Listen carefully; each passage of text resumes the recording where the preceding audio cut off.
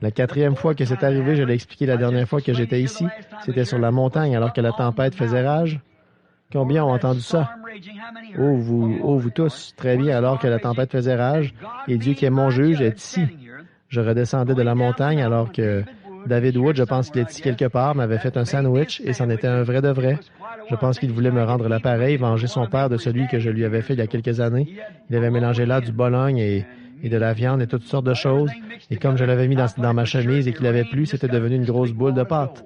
Je descendais de la montagne, la tempête était tellement violente, c'est à peine si je voyais ma main devant moi. Et je sais qu'en moins de 2, on est complètement désorienté là à cause du vent qui souffle en rafale. Or, il y a ici des témoins de ça. L'un d'eux, c'est un de nos fidèles diacres, frère Wheeler. Es-tu ici, frère Wheeler? Où est-il? Oui, le voilà, frère Wheeler. Frère Mann, un prédicateur méthodiste de New Albany. Frère Mann, est-il ici ce soir? Je ne sais pas s'il est ici ou pas. Frère Banks Wood. Es-tu ici, frère Banks? Il est dans le local d'enregistrement. Très bien.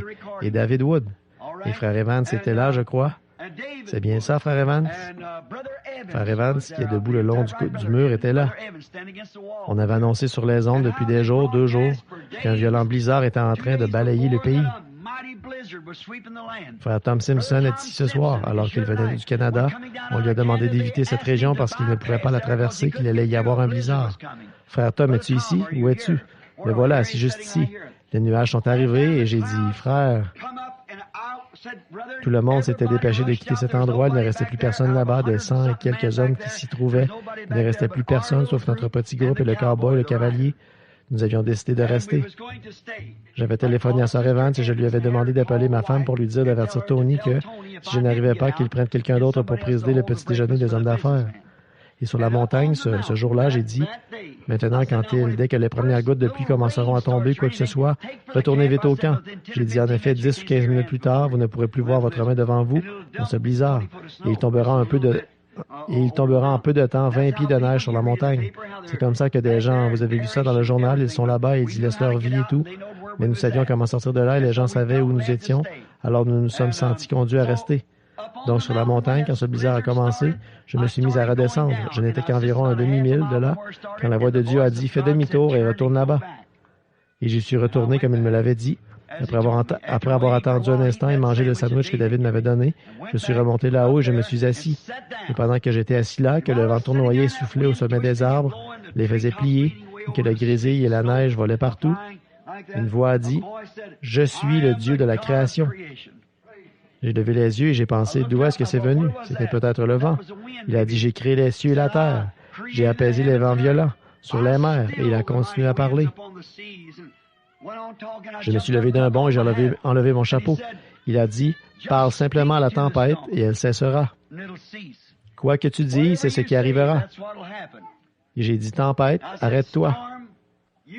Et toi, soleil, brille normalement pendant 4 jours jusqu'à ce que nous soyons partis d'ici. Je venais à peine de le dire que le grésil, la neige et tout le reste se sont arrêtés. Un instant plus tard, un soleil chaud brillait dans mon dos. J'ai vu les vents souffler comme ceci, revenir du nord et descendre, je veux dire de l'est, revenir de l'est. Avant, ils venaient de l'ouest. Les vents ont changé de direction et ils sont revenus de ce côté-ci. Et les nuages, comme quelque chose de mystique, se sont élevés dans les airs et quelques minutes plus tard, le soleil brillait. Puis le Seigneur Jésus m'a parlé un peu plus tard au sujet de ma femme là-bas, comme vous le savez, à peu près au même endroit là où j'étais monté. Je n'ai encore jamais été à la maison pour notre anniversaire et nous sommes mariés depuis 22 ans. Lors de notre premier anniversaire, le premier à notre mariage, eh bien, je l'ai amené dans une partie de chasse. En effet, je n'avais pas les moyens de faire les deux, la partie de chasse et le voyage de noces, alors j'ai fait en quelque sorte d'une pierre deux coups. Et alors, depuis cette fois-là, je suis toujours allé à la chasse. Il me semblait que c'était comme ça que j'allais lui faire plaisir. Alors ça, c'est la 4e fois que c'est arrivé. Maintenant, il y a quelque chose que je voudrais dire, et je dois dire l'exacte vérité. Il y a environ 16 ans, j'étais en Californie avec frère Jean Sherritt. Je faisais une réunion là-bas.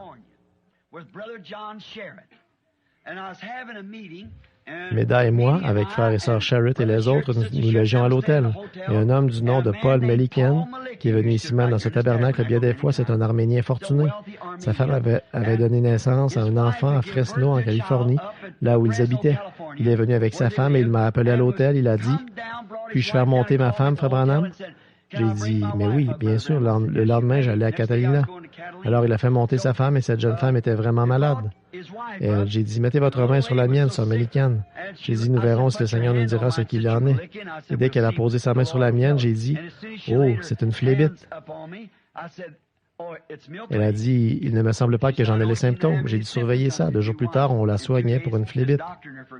C'est comme le jeune Jimmy Poole ici, ils sont tout petits. L'autre jour, il est venu. Celui-ci avait été pris d'une crise cardiaque.